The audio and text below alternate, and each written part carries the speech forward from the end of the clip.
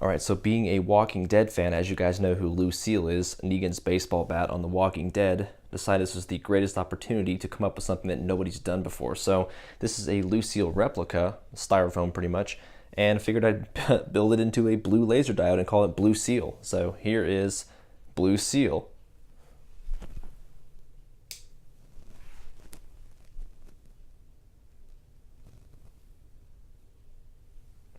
Kind of hard to see the beam, mostly because it's kind of bright in here.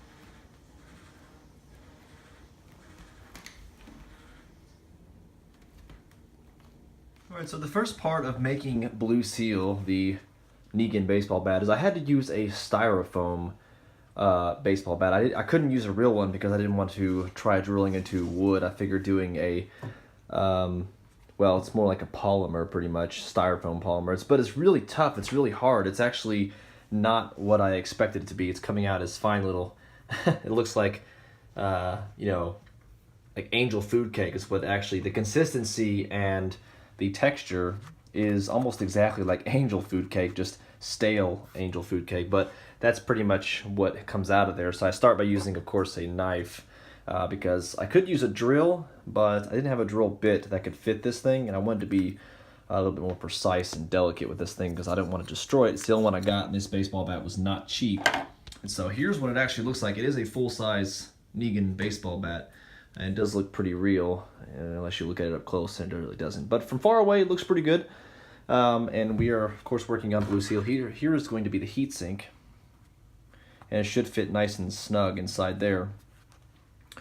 And then, of course, we have a nice little 450 NM module.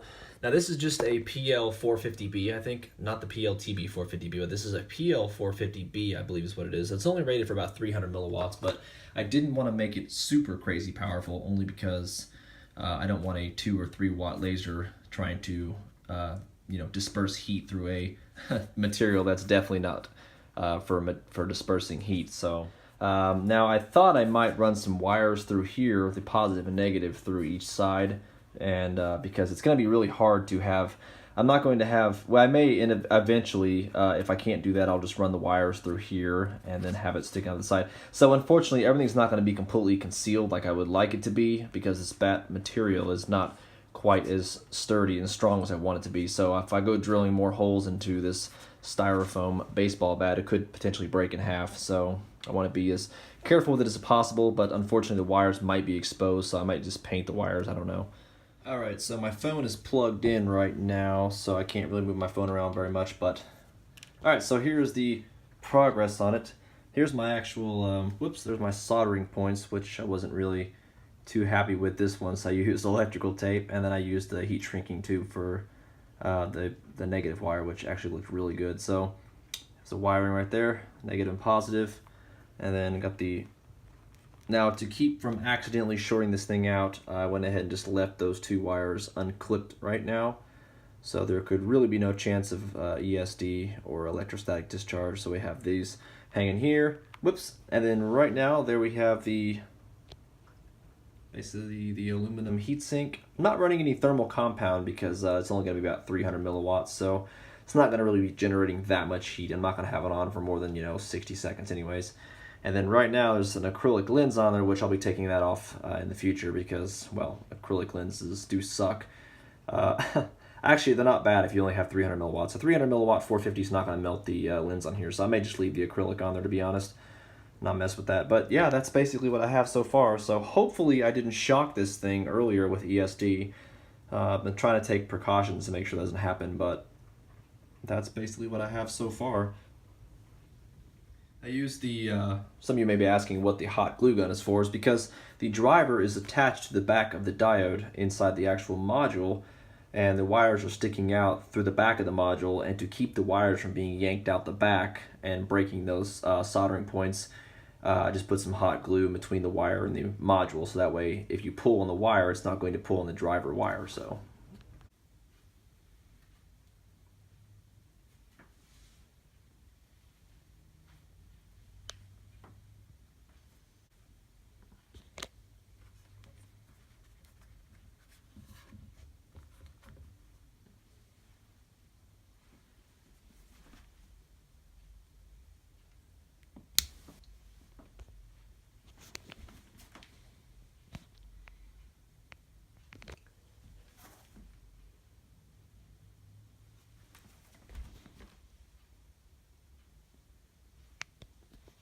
So even though the wires are completely exposed on the outside, it still looks really cool. I wanted to use electrical tape only because it would make the bat look a little better than using scotch tape or duct tape. So, but all in all, even with the wires being exposed, I still think it actually looks pretty cool. It turned out great. So we're going to take this. Now, I don't have a battery in there. I took the battery out. Didn't really glue that perfectly, but anyways, you get the point. So that is Blucille. Blucille the baseball bat. Using a nice little acrylic lens. I'm using acrylic because since it's only 300 milliwatts, it's not going to melt the lens.